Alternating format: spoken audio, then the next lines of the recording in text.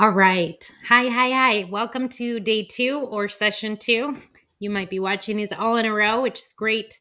Um, we are talking about claiming what you need today. So, yesterday or our last session, we talked about breaking free from weight loss. And part of that was recognizing where these pressures to lose weight come from and why we feel the way we do about our bodies. And hopefully, you dove deeply into you and your individual experience with weight loss, what that kind of means to you, where these feelings about your body have come from, and maybe kind of realizing, at least I hope, realizing that there is a lot of pressure put on you about how to feel about your body right now, especially, and and what your body should look like or what you should be doing in order to be taking care of your body. And hopefully you're maybe starting to take steps towards to, and I don't want to lead you here, maybe you decided that this, and maybe you've had that conversation with your doctor where you have um, identified that weight loss is part of your plan moving forward. And that is fantastic. And that it can still be a part of your plan. But I'm hoping that my hope here and the whole point of this workshop is to be very intentional about that decision, right? I think we are taught, and a lot of these weight loss workshops kind of start you on a very intentional uh, journey to the weight loss itself, right? You think about what you're going to eat, when you're going to eat it, you're measuring everything, you're being very detailed about actually doing the weight loss. But your decision to do weight loss was done in a very emotional way, which is fine. But there was no journey to make that decision, right? There was no intentionality in you making the decision to lose weight. It was just something you accepted from the get-go, right? Even before you got pregnant, you were probably thinking like, all right, once I get pregnant, have the baby, weight loss is after that, right? I got to think of a way to exercise with weight loss being the end goal, without thinking like, why do I think that? And knowing that it's okay to question that pressure. Okay. So today we're talking about claiming what you need. Hopefully you have done your journaling um, exercise that we did in our last session. And now we're moving into understanding what we actually need in that postpartum period. So, and I'm over here today. I moved it because I was thinking maybe I wouldn't be in the way of as many of the words, but now I'm in the middle of this love fest going on on the slide. Um, today we're talking about what our needs are in the postpartum period, and honestly forever after that, because our needs change from when we are kind of on our own, maybe even just a couple with our partners without babies, without kids, even into having older kids, right? Our needs have changed a lot and our identities have changed a lot. And so, thinking about early postpartum and forever after that, we have a list of needs. This is very generalized, and I made it very vague, or I got it from a source that was very vague on purpose, because everybody's individual needs can be very different. Maybe getting, having medication is something that you need in your postpartum period. And that is included in the pre and postnatal health care section, right? So, let's go through the list. First is getting adequate quality sleep, then hydrating appropriately, receiving proper pre and postnatal health care, managing the stresses of daily life, moving appropriately, efficiently, and effectively for each stage of pregnancy and postpartum, eating enough protein, vegetables, and fat, and practicing all of the above consistently. So, these are basic needs for your postpartum period. And I know you're probably looking at these and saying, like, sure, I need these things, but am I going to get them? I don't know, especially when it comes to sleep, right? That's not something we can necessarily control. And then thinking about moving appropriately. Like that's why we're here today, is to talk about how to do that in a way that is safe and effective for the stage that you're in, getting the food that you need. I know that I myself find myself some days not eating my own meals, but rather eating kind of the leftovers from my kids. And that's not necessarily a well rounded or balanced meal. So these are all things that we just need on a basic level to function. These are things that we have learned that if we do not get these basic needs, it's really hard for us to just function at a higher level on a daily basis. Okay. If we're not getting these things consistently, then we cannot move on from there. Okay. And that's what we're looking at on this next one. Oh, and by the way, I just wanted to show that little video to you, knowing that that was me yesterday trying to take a nap with my baby, and he was just all over me, crawling all over me, and that's what sleep looks like for a lot of us. The idea of these basic needs being that they are foundational. These are foundational habits, foundational needs. Um, these are habits that we develop in order to meet those basic needs so that we can get to higher level functioning. Okay, so you think about it like a house. Your basic needs are at the bottom. Those are your foundation that keeps the house nice and solid on the bottom. And then as you move up, you can get to more advanced and complex uh, foundational habits. Um, Things like going for regular runs with your partner, or maybe going to the gym, right? Maybe it's adding in special meals that you enjoy making or cooking, something a little more advanced than those foundational needs. Then at the very top, at the roof, are habits related to hobbies, creative goals, creative potential. So those really high level things that not aren't necessarily needs. They aren't necessarily habits that meet like a basic need to help you survive, but maybe they meet your creative needs, which are also very important. So the idea being that you need to meet those foundational habits in order to move up the building, in order to build upward to finding that time and that space, the mental space, the physical space, in order to kind of reach self actualization, right? That feeling of like, oh, I'm finding meaning in my life in a way that makes me feel like I'm able to be creative and do the things that maybe I enjoy or really like bring like individual pleasure to my life. Um, Not to say that we can't find that pleasure at that basic level, right? I'm sure many of us experience that with our babies when we're kind of in that survival mode of getting our basic needs met, and that's it.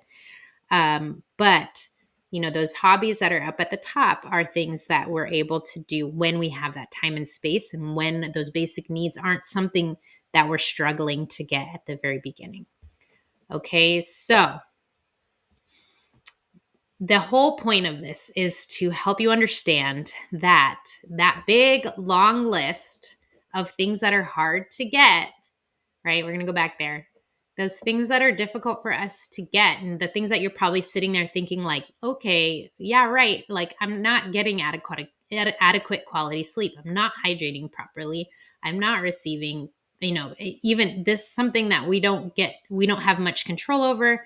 And that can be very difficult for us to get, is receiving proper pre and postnatal health care, especially in where we're at in the United States, it not being something that is necessarily valued or seen as important. We're not getting the mental health care we need from a lot of our insurance companies. It's not just part of our postnatal care.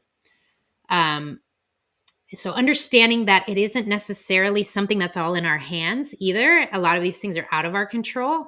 And this is just a period of time when meeting your basic needs is extremely hard.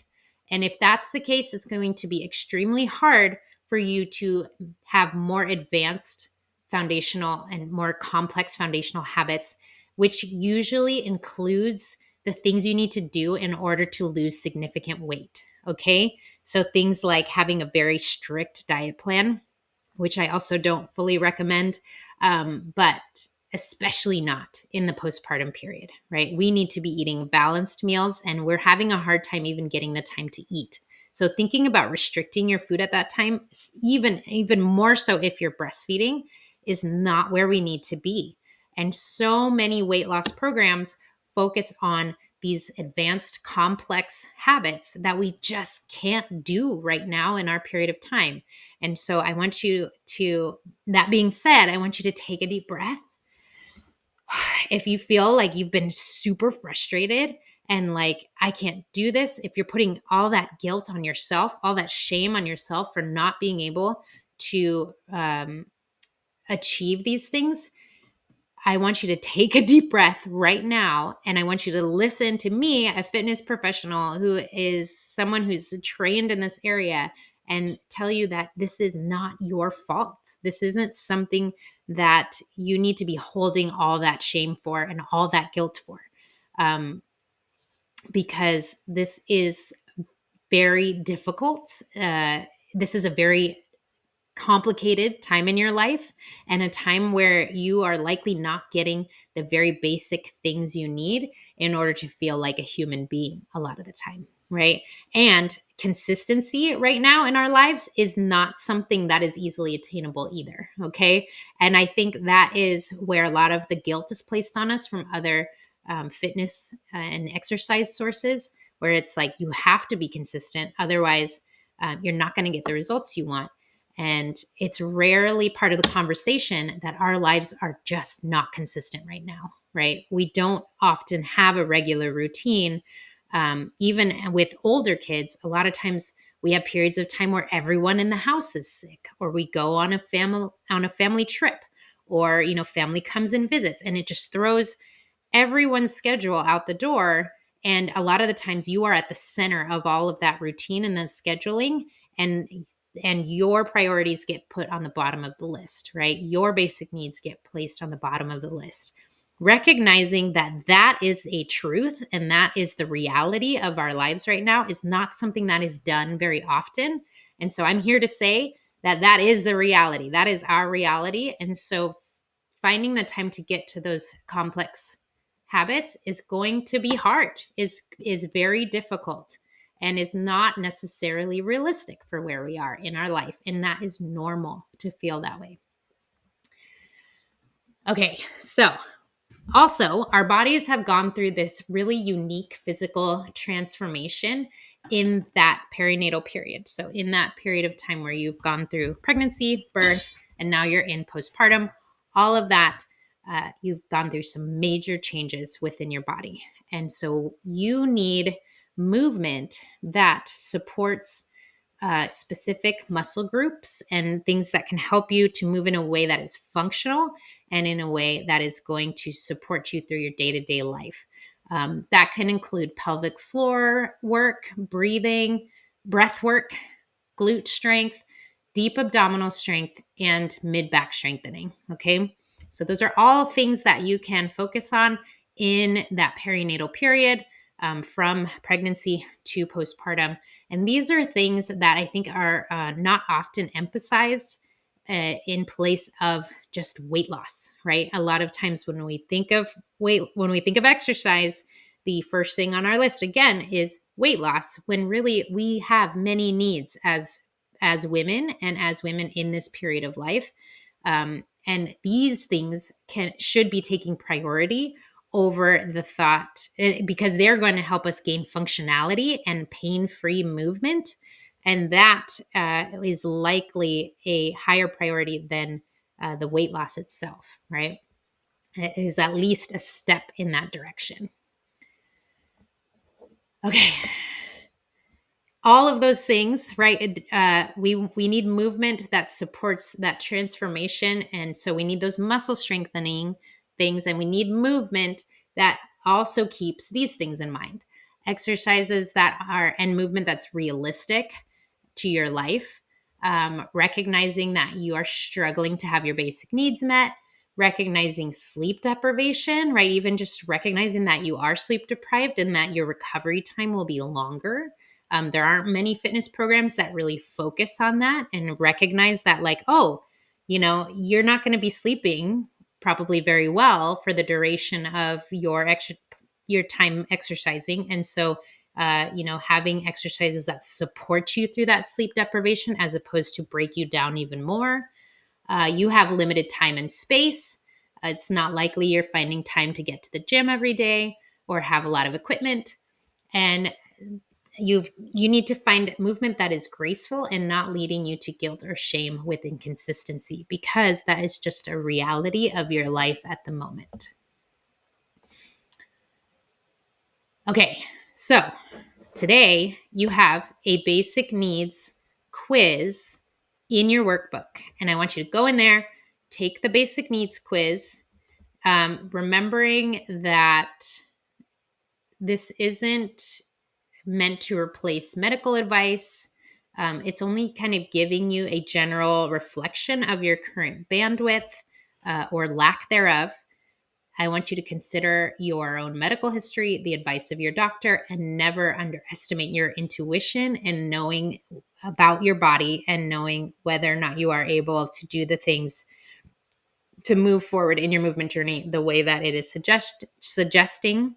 You know your body best. So, what this quiz will do is give you an idea of kind of where you're at on that basic needs level. And as a result, how you should start thinking about your movement practice going forward. Are you in a place where you can do more complex things? Maybe you're in a place, maybe you're a couple years postpartum or several years postpartum, and your kids are in school for a good chunk of the time of the day, and you have the time and mental space and physical ability to go out for runs or go to the gym. Or maybe you're in a place where finding something that's really flexible and something that's not going to lead you to feel guilty if you're not able to do it every single day or every other day or whatever it may be, or having a little leeway here and there. Maybe that's where you're at. Or maybe it's just time for you to focus on your basic needs, right? Maybe we are really just not in a place to be focusing on um, moving our bodies in any kind of regimented way. Maybe just finding things that can make you feel good during this period of time where you may be struggling, and focusing on getting the basic needs you need, getting that mental health help, getting those doctor's appointments in so that you can get the medication you need, you can get your questions answered, getting the sleep you need, talking to your partner about getting the support you need.